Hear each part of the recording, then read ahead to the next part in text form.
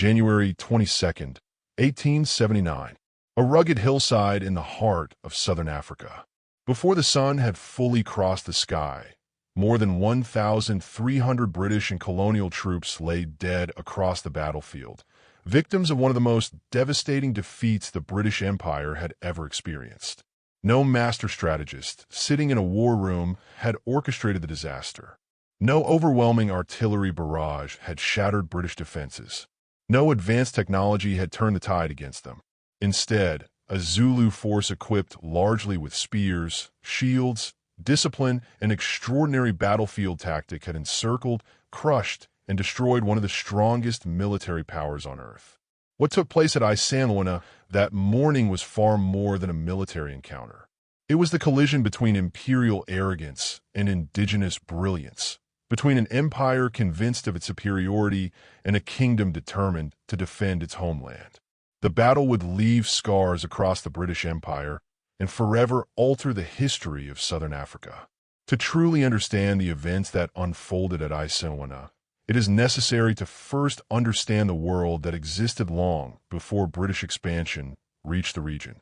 It was a world ancient, layered, and sophisticated far beyond what European colonizers were willing to recognize.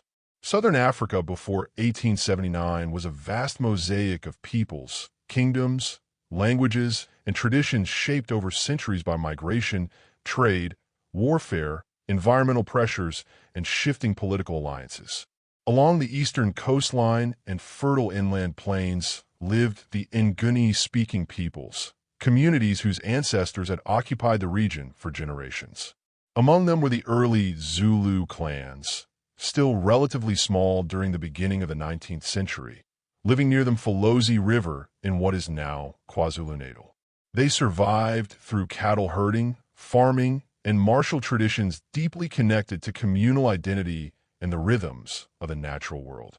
But the southern African landscape was entering a period of enormous instability and transformation. The early 1800s brought widespread upheaval across southeastern Africa, an era later remembered as the Mfikane, often translated as the crushing or the scattering. A combination of drought, rising population pressures, fierce competition over grazing land and resources, and the devastating disruptions caused by the Portuguese slave trade along the eastern coast destabilized entire regions.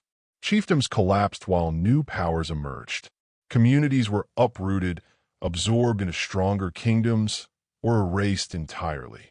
Vast territories changed hands as warfare and migration reshaped the political map of Africa. From this chaotic environment emerged one of the most influential military and political leaders in African history, a man whose ideas would permanently transform the balance of power in the region. His name was Shaka Kasanzangakona. Born around 1787 as the illegitimate son of a Zulu chief, Shaka's childhood was marked by humiliation, exile, and hardship. Alongside his mother, Nandi, he was cast out from the Zulu clan and forced to seek protection among the Mthethwa people. It was there, under the leadership of King Cetshwayo, that Shaka matured into a warrior and began developing revolutionary ideas about warfare and leadership. Shaka possessed a deeply analytical mind. He observed combat with relentless focus, studying every weakness in the traditional methods of fighting practice throughout the region. At the time, most warriors relied on the long throwing spear known as the assegai. Battles often involved armies hurling spears at each other from a distance before retreating once their weapons had been exhausted. To Shaka, this style of warfare was ineffective and indecisive. He envisioned an entirely different form of combat, one built around aggression, speed, discipline, and close-range killing power. To achieve this, Shaka replaced the traditional throwing spear with a shorter stabbing weapon known as the Ikawa, named after the sound it supposedly made when pulled from a wound. The new spear featured a broad blade designed for lethal hand-to-hand combat. He paired it with a larger cowhide shield and trained warriors to use the two weapons together with deadly precision. Soldiers were taught to hook an opponent's shield aside with their own before thrusting the Ikawa beneath the arm or directly into the chest. The result was brutal, fast, and devastatingly effective. When Shaka rose to leadership of the Zulu clan in 1816 after the deaths of his father and brother, he gained the authority necessary to implement his revolutionary vision. Under his rule, the Zulu transformed from a small regional clan into a centralized military state unlike anything southeastern Africa had previously seen. He reorganized society around the Amabutho system, age-based military regiments that brought together young men of similar ages into permanent warrior units. These regiments lived, trained, marched, and fought together, forging intense loyalty and unity. Marriage was forbidden without royal permission, often delayed until years of proven military service had been completed. The warriors produced by this system were not professional soldiers in the European sense. Their loyalty was rooted in culture, identity, honor, and obligation to the king and to each other. The Zulu impis, or war regiments, evolved into the most disciplined and feared fighting force in sub-Saharan Africa. Through rapid military campaigns, strategic alliances, and the absorption of conquered peoples into the growing Zulu nation, Shaka expanded his kingdom across enormous portions of southeastern Africa. By the time he was assassinated by his half-brothers in 1828, the Zulu Kingdom had become the dominant regional power, a position it would maintain for decades afterward.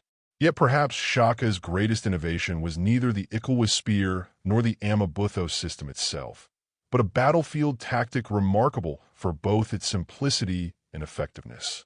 The Zulu called it Impondo Zankamo, meaning the horns of the buffalo. Decades later, on a bloody January morning in 1879, this formation would play a decisive role in the destruction of a British army at Isandlwana. The strategy divided the Zulu force into 4 separate elements, each representing a different part of the buffalo's body, working together in perfect coordination to surround and annihilate the enemy. The chest formed the central core of the attacking army. Its purpose was to move directly toward the enemy line, engage them head-on, and keep them locked in place. Behind them stood the loins, made up of the oldest and most battle-tested warriors, positioned in reserve at the rear of the formation, often facing away from the fighting until needed. But the most important part of the strategy was the horns. These were 2 fast-moving wings of younger warriors sent racing around both sides of the enemy formation, one sweeping left and the other right, with strict orders to surround the opposing force and link together behind it. Once the horns completed the encirclement, escape became almost impossible. The chest continued pressing forward while the horns tightened the trap from both sides, crushing the enemy through overwhelming physical force and relentless pressure. The horns of the buffalo was more than simply a battlefield maneuver. It represented an entire philosophy of warfare. The strategy denied opponents the chance to retreat, reorganize, or recover. It eliminated the advantage of long-range weapons by closing the distance with terrifying speed. Most importantly, it concentrated massive numbers of warriors at the decisive point of combat, overwhelming enemies through coordination and momentum. Executing such a tactic required remarkable discipline, endurance, and training. Zulu impis drilled constantly. Warriors were capable of traveling nearly 50 miles in a single day at a rapid jogging pace, while carrying shields, spears, and supplies of dried grain and meat. Their hardened bare feet moved across rough terrain with astonishing speed and efficiency. Under the leadership of Shaka's successors, Dingaan, Mpande, and later Cetshwayo Compand, the Zulu military system survived and continued to evolve. By 1878, as British imperial ambitions increasingly focused on Zululand, the Zulu Army had grown into a force estimated at between 40 and 60,000 warriors spread across more than 30 regiments of different ages and levels of experience. These men had been trained for warfare since childhood. Their personal identity was inseparable from their regiment, their king, and the weapons they carried into battle. Contrary to British stereotypes, the Zulu Kingdom under Cetshwayo was not a chaotic or primitive society. It possessed an organized administrative structure, a functioning legal system, a highly developed oral tradition, and diplomatic relationships with neighboring African groups as well as European settlers. Cetshwayo himself was an intelligent and cautious ruler who fully understood the growing danger posed by British expansion. He repeatedly attempted to avoid conflict through negotiation and diplomacy, assuring British authorities that the Zulu Kingdom had no intention of invading neighboring territories unless provoked into war. But the British leadership in both Cape Town and London had already begun moving toward confrontation. During the 1870s, the British Empire stood at the peak of its global influence and viewed southern Africa as strategically essential. The Cape Colony, already controlled by Britain, protected the crucial sea route to India, while the discovery of diamonds near Kimberley in 1867 revealed the extraordinary wealth hidden within the southern African interior. To British officials, the region's patchwork of Boer republics, African kingdoms, and independent territories appeared unstable and politically inconvenient. In their minds, the solution was clear. The entire region should be unified under British authority. The responsibility for carrying out this vision fell largely upon Sir Henry Bartle Frere, appointed High Commissioner for Southern Africa in 1877. Frere was an experienced colonial administrator who strongly believed in the moral and political superiority of British imperial rule. He viewed the Zulu Kingdom as the final major obstacle preventing complete British dominance in southern Africa. In Frere's eyes, Cetshwayo's disciplined and powerful military represented not only a direct threat to nearby British territories, but also a dangerous symbol of African resistance that could inspire opposition throughout the region. For British consolidation to succeed, the Zulu Kingdom had to be defeated and dismantled. However, there was one major complication. The British government in London, led by Prime Minister Benjamin Disraeli, had little interest in starting another expensive war in Africa during early 1879. British military forces were already heavily committed across different parts of the empire, including Afghanistan, Cyprus, and numerous colonial territories that demanded constant military attention. London specifically instructed Frere to avoid provoking an unnecessary conflict with the Zulus. Frere chose to ignore those instructions. In October 1878, a relatively minor border incident near the Tequila River provided the excuse he had been searching for. A Zulu man crossed briefly into British territory while pursuing two wives who had fled from his homestead. Frere seized upon the event and used it to escalate tensions. Around the same time, a boundary commission investigating a long-standing territorial dispute between Zululand and the Boer Transvaal Republic ruled largely in favor of the Zulus. Such a ruling could easily have reduced hostility between the sides, but Frere deliberately suppressed the report and continued advancing toward war. On December 11, 1878, representatives of King Cetshwayo were summoned to the southern bank of the Tequila River, where British officials delivered a carefully designed ultimatum. The Zulu king was given 30 days to meet a series of demands that were intentionally impossible for any independent ruler to accept.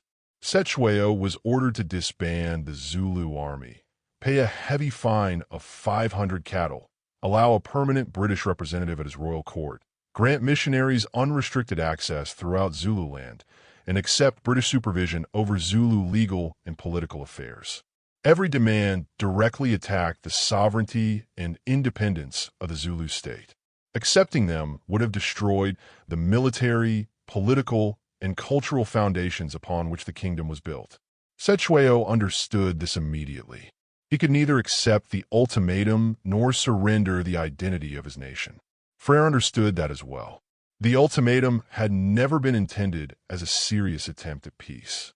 It was, from the very beginning, a declaration of war disguised as diplomacy and delayed by only 30 days. When the ultimatum finally expired on January 11, 1879, the British invasion of Zululand officially began. Command of the operation rested with Lieutenant General Lord Frederick Chelmsford, the second Baron Chelmsford, a tall and confident aristocratic officer aged 51.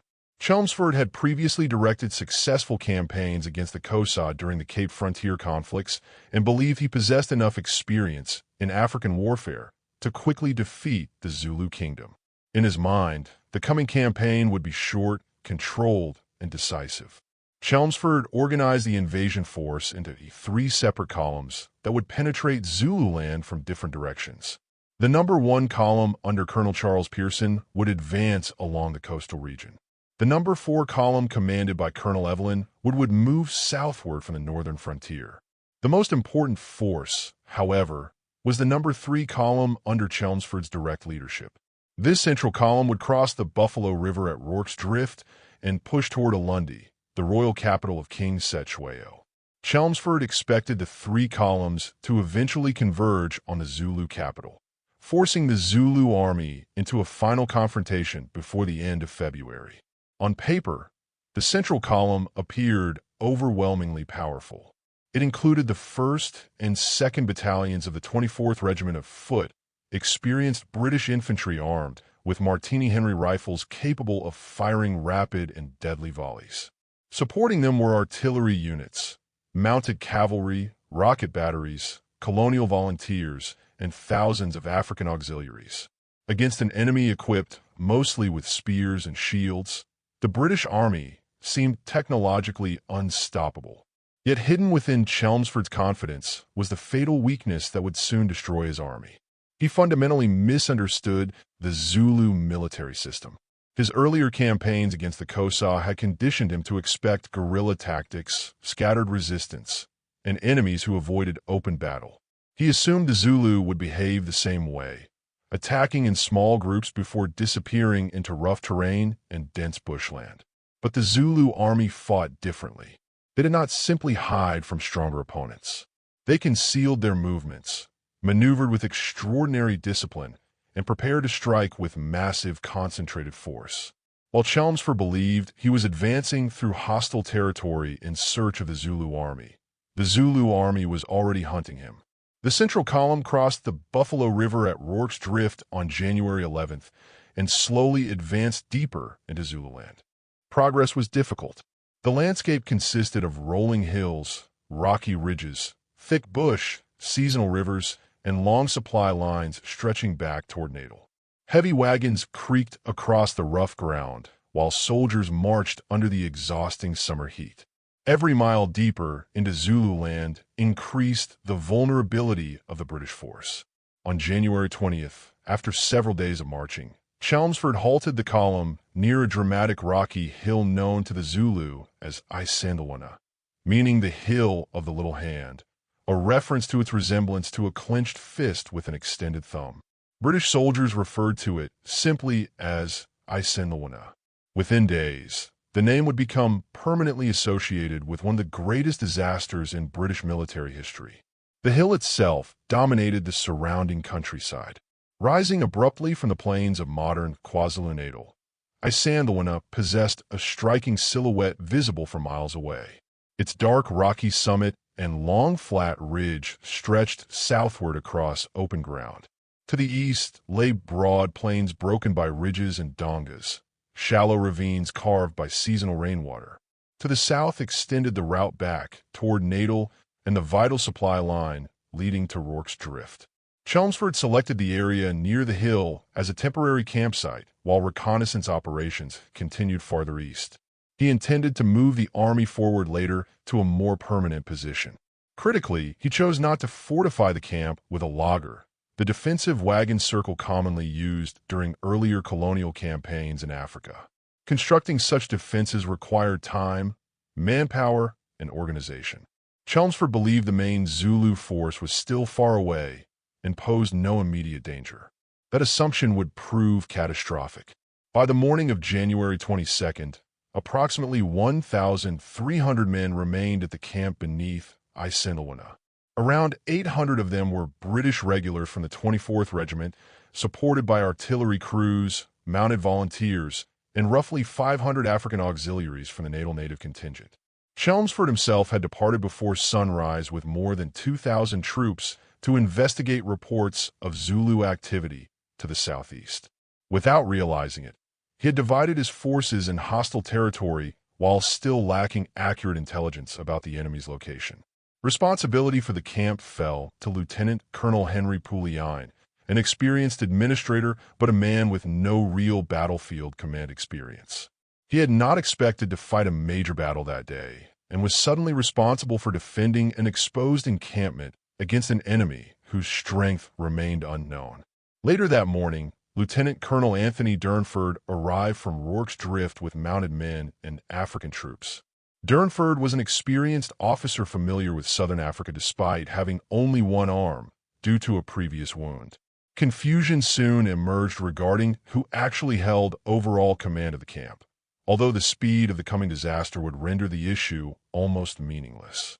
What Chelmsford did not realize was that the main Zulu Army had already mobilized at Ulundi and had been advancing toward the British column since January 17th. Numbering somewhere between 20 and 25,000 warriors organized in numerous regiments, it was the largest military force ever assembled by the Zulu Kingdom.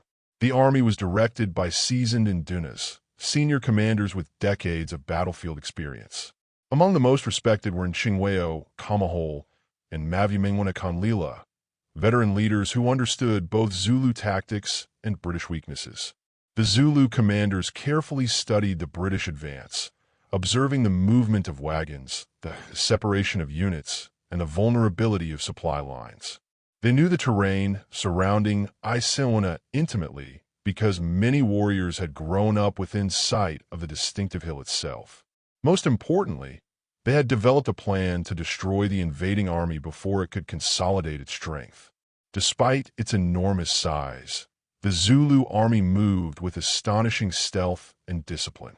Warriors marched mostly at night, without lighting campfires or creating unnecessary noise. Many wrapped grass around their feet to muffle sound while moving through ravines and behind ridge lines to avoid detection against the skyline. By the night of January 21st, the entire Zulu force had successfully concealed itself within the Ngweni Valley, hidden only a few miles from the unsuspecting British camp at Isandlwana. A large ravine lay roughly 5 miles northeast of the British camp. In its shadow, more than 20,000 Zulu warriors sat in absolute silence, invisible to British reconnaissance, waiting with disciplined patience. Interestingly, the Zulu commanders had not originally intended to launch an attack on January 22nd. According to traditional Zulu beliefs, the day carried bad omens. The moon was considered unfavorable, and the signs were not aligned for battle. Their intention had been to wait another day before engaging. However, events soon forced their hand. Around 10 o'clock in the morning on January 22nd, 1879, a patrol of mounted native horse under Lieutenant Charles Raw was conducting reconnaissance on the plateau northeast of Isandlwana.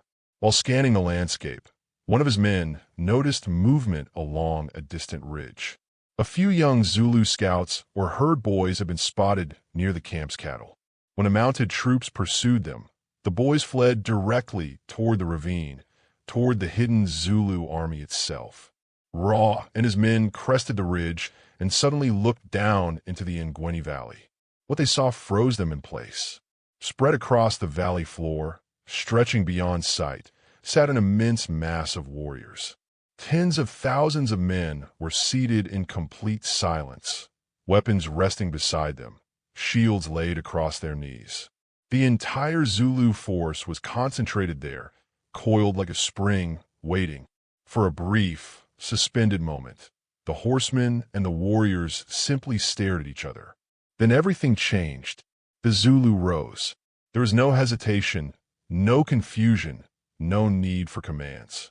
With a sound later described as a deep rolling thunder, more than 20,000 warriors surged to their feet at once and began to move. The horns of the buffalo formation immediately took shape. The left horn swept southward toward the British left flank. The right horn raced north to cut off retreat, and the central chest advanced directly across the plain toward Isandlwana. Within minutes, the entire army was in motion. The speed and coordination were overwhelming.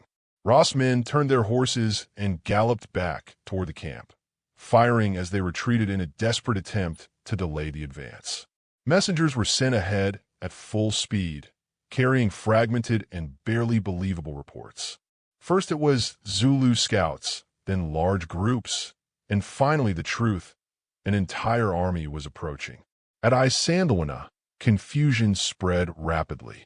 Colonel Poulian ordered the companies to form defensive positions. The 24th Regiment deployed in extended firing lines across the plain in front of the camp. The native contingent moved onto the flanks, while artillery crews prepared their guns. At nearly the same moment, Lieutenant Colonel Durnford arrived with mounted troops and immediately rode out to support the right flank, attempting to slow the Zulu advance. The British defensive line now stretched more than a mile across open ground, disciplined but dangerously thin. The battle began shortly after midday. The Martini-Henry rifle, one of the most advanced infantry weapons of its time, was a single-shot breech-loader firing a powerful 450 caliber round. Well-trained soldiers could achieve up to 12 rounds per minute under ideal conditions. Against massed Zulu formations, its firepower initially proved devastating. The advancing Zulu chest was met with disciplined volleys that tore through the front ranks. Hundreds of warriors fell, and for a short time the attack appeared to stall. The ground in front of the British line quickly filled with bodies. For roughly half an hour, the engagement unfolded exactly as British military doctrine predicted. Officers moved behind the firing lines, correcting aim and maintaining discipline, confident that firepower alone would decide the outcome. But the battle was already beginning to shift in ways they could not see. The system of ammunition supply began to fail under pressure. Although each soldier carried around 70 rounds, sustained firing rapidly depleted supplies. Additional ammunition was stored in boxes in the rear of the camp, but these were secured and required time and tools to open. The supply chain, designed for controlled conditions rather than intense battlefield chaos, began to break down. Runners sent back for ammunition often returned too slowly, or not at all. At the same time, the British line was becoming dangerously overextended. Durnford's mounted force on the right had pushed forward and was now engaged in a separate, increasingly intense struggle with the advancing Zulu right horn. As his troops gradually fell back under pressure, a gap began to open in the British right flank. At first it was small, barely 100 yards, but it was enough. The Zulu forces had been trained for exactly this kind of moment. Units that had been lying prone under rifle fire now began to crawl forward through the grass, using shields for cover. As soon as the gap widened, they surged upward and rushed into it with explosive speed. The British line, once a continuous red formation stretching across the plain, began to fracture. What unfolded next happened in a matter of minutes. Those survivors later recalled it as if it were a sequence of broken, overlapping sensations: noise, movement, smoke, and sudden silence between bursts of violence. The British line did not collapse all at once. Instead, it failed in sections. Small groups of the 24th Regiment fought with remarkable discipline and courage, some forming improvised defensive knots, standing back-to-back and firing steadily into the advancing mass. These were seasoned soldiers, men who had served across the empire in India, in the Cape, and beyond. They did not easily lose formation, but even discipline has limits under overwhelming pressure. Once the Zulu closed the distance, the battle changed completely. At close range, the balance that had favored British firepower disappeared. A soldier armed with a Martini-Henry rifle could deliver rapid, devastating fire at distance. But in hand-to-hand combat, the weapon became long, heavy, and difficult to maneuver. With a fixed bayonet attached, it was more a cumbersome spear than a firearm. By contrast, the Zulu Ikwa was designed specifically for close-quarter fighting, short, fast, and brutally efficient in the press of bodies. Warriors who survived the initial volleys closed in within seconds. They understood that once contact was made, the advantage of the rifle was effectively neutralized. The native contingent, lightly armed and poorly trained compared to the regulars, was the first to break. Their positions dissolved rapidly, and they began to fall back through the camp in disorder. As the British units attempted to retreat in an organized manner, they discovered that escape routes were already closing. The left horn of the Zulu formation had swept far around the southern flank, and cut off the road toward Rorke's Drift. Meanwhile, the right horn curved in from the north, tightening the encirclement. The Buffalo Horn's formation had fully achieved its purpose. The British force was surrounded. Account from survivors, fewer than 60 Europeans in total, described scenes of intense, chaotic resistance. Soldiers fought in tight clusters inside the camp perimeter, using rifle butts, bayonets, and even tent poles once ammunition ran out. Officers drew revolvers and fired until empty. Isolated men found themselves cut off, turning in desperation to face attackers at arm's length, refusing to surrender even when escape was impossible. Private John Williams of the 24th later described the final moments as the end of everything familiar, a collapse of order into pure survival. Zulu oral traditions, supported by multiple accounts, also preserve the memory of these final stands. Small groups of British soldiers reportedly fought in tightly packed formations until the last man fell. Zulu warriors themselves, who recognized courage even in their enemies, referred with respect to the Ibandla Ilimlafi, the White Regiment, who died well. In their memory, Isandlwana was not only a victory, but a battle in which the British also showed endurance and bravery. By roughly 2 p.m., possibly shortly after 2:30, the fighting had effectively ended. The British camp was destroyed. Tents still stood in rows, and cooking fires, lit earlier that morning, had been abandoned mid-preparation. Across the ground lay the aftermath. Over 1,300 dead, including British regulars, colonial volunteers, African auxiliaries, officers, and support personnel.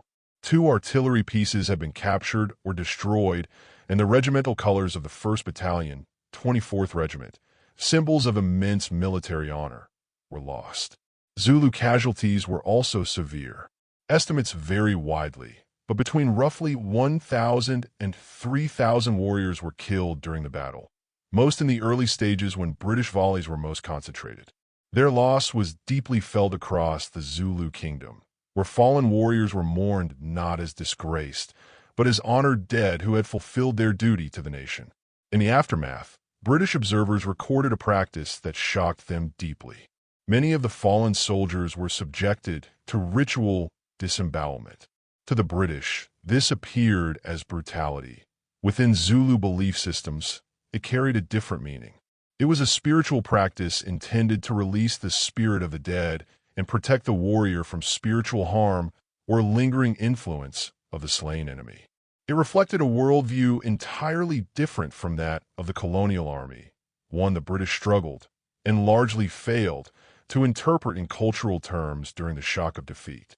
A small number of mounted survivors managed to escape southward across the open ground, forcing their way through toward the Buffalo River at a crossing later known as Fugitives' Drift.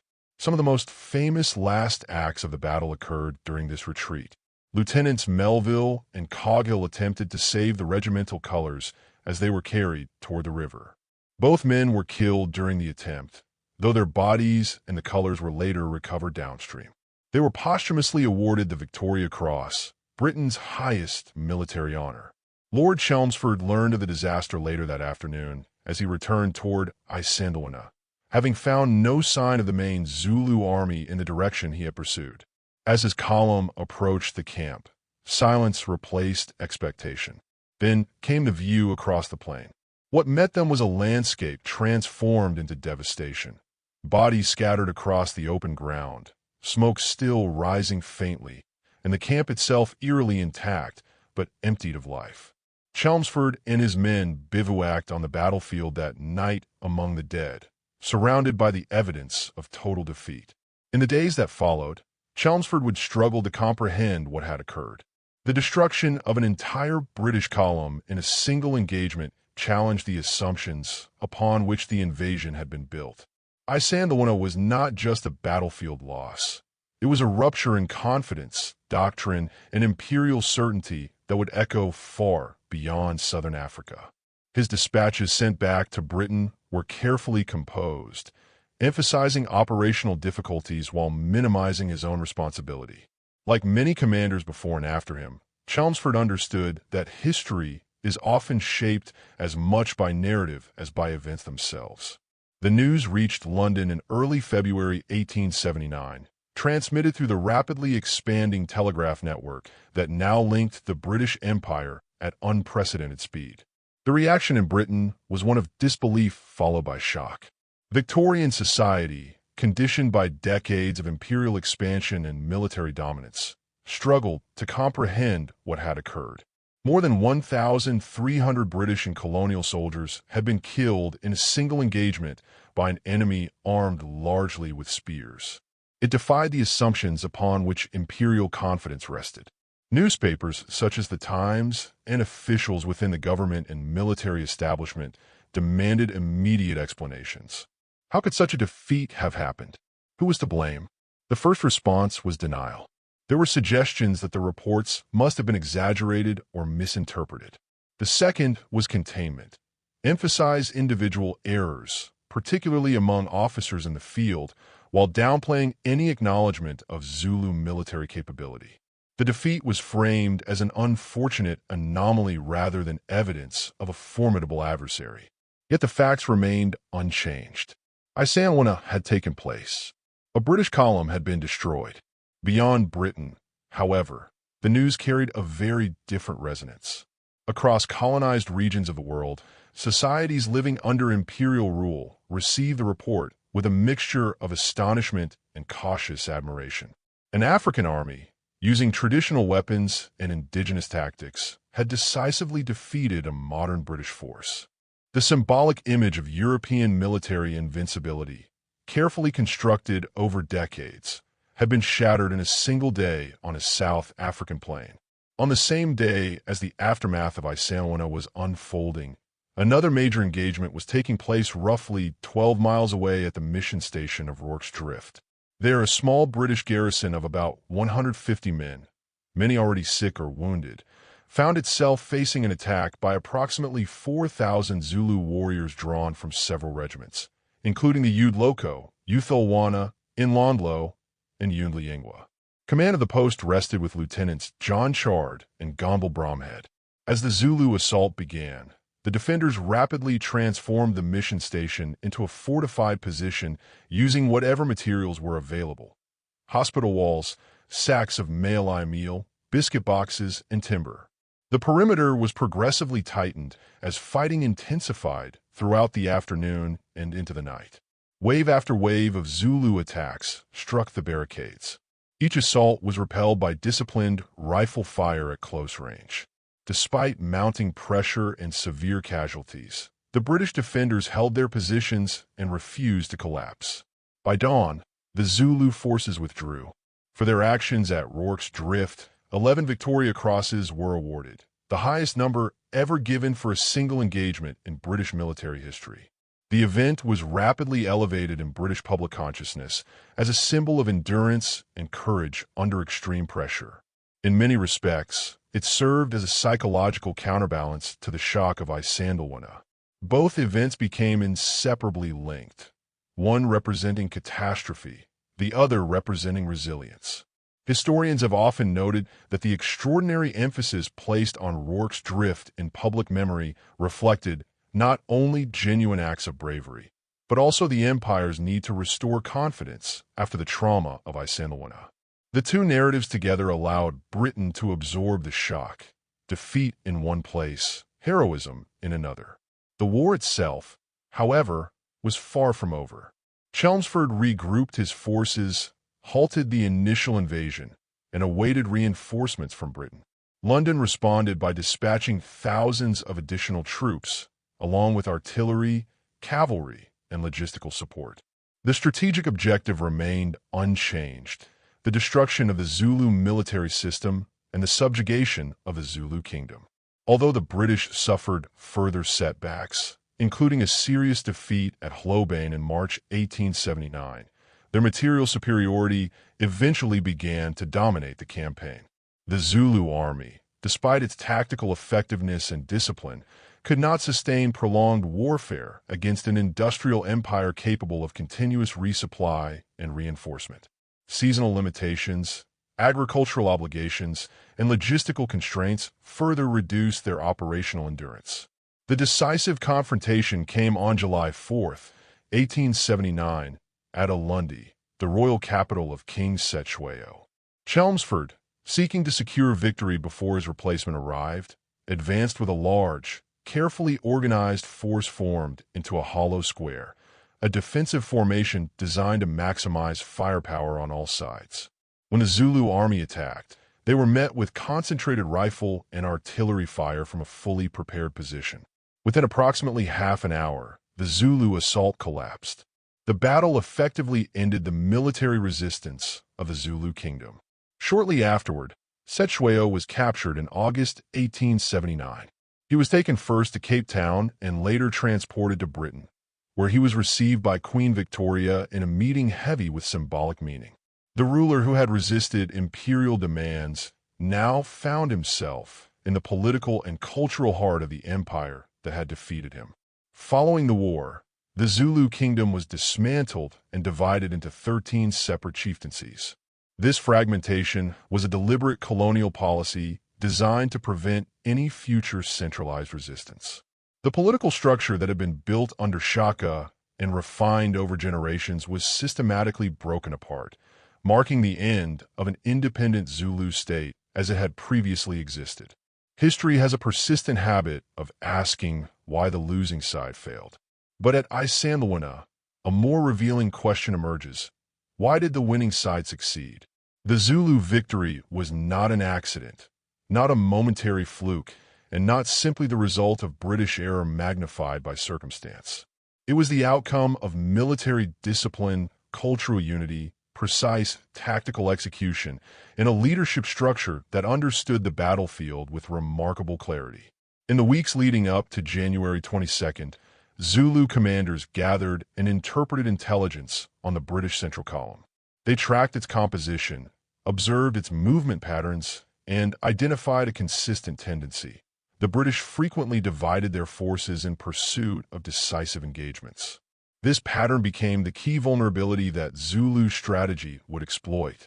When the decisive moment arrived, the Zulu response was not improvised chaos but structured execution. The army's deployment from the Ngwini Valley reflected preparation, not panic. Even the moment of discovery by British scouts did not disrupt the underlying plan. Instead, it triggered the activation of a system already designed for rapid, coordinated movement. The Horns of the Buffalo formation was more than tactically clever. It was operationally decisive. It neutralized the British Army's central advantage, sustained rifle fire at range. By advancing across a wide T and closing distance at high speed, the Zulu forces reduced the effectiveness of British firepower before it could be fully brought to bear. The flanking wings, composed of younger and faster warriors, executed sweeping movements across broken terrain, encircling the battlefield faster than the British could redeploy. By the time the threat to the flanks was fully recognized, the opportunity to respond had already disappeared. Meanwhile, British failures accumulated with devastating consistency. Chelmsford's decision to divide his force in the presence of an unlocated enemy violated a fundamental principle of military caution. The failure to construct a fortified laager left the camp exposed. Intelligence regarding Zulu movements was incomplete or misinterpreted. The logistical system, designed for controlled supply distribution rather than battlefield urgency, collapsed under pressure. Command structures at the camp were unclear, leaving decisions fragmented at a moment when unified leadership was essential. Underlying these operational failures was a deeper assumption that African armies, regardless of size or organization, could not match British regulars in a conventional battle. That assumption proved catastrophically wrong. It shaped decisions, reduced caution, and encouraged exposure rather than consolidation. Even small logistical details became critical under pressure. The ammunition supply system, for instance, relied on seal boxes secured by multiple screws requiring tools and time to open. Under combat conditions, amid smoke, confusion, wounded runners, and collapsing lines, these delays became fatal. What had been designed as administrative order became battlefield obstruction. Isandlwana did not simply embarrass the British Army. It forced a structural reassessment. In its aftermath, British doctrine placed renewed emphasis on reconnaissance, defensive encampments, supply readiness, and the dangers of dividing forces in uncertain terrain. These were not abstract lessons. They were written in the loss of more than 1,300 lives. Lord Chelmsford's reputation never fully recovered. Although he later achieved victory at Ulundi, he was never again entrusted with significant command authority.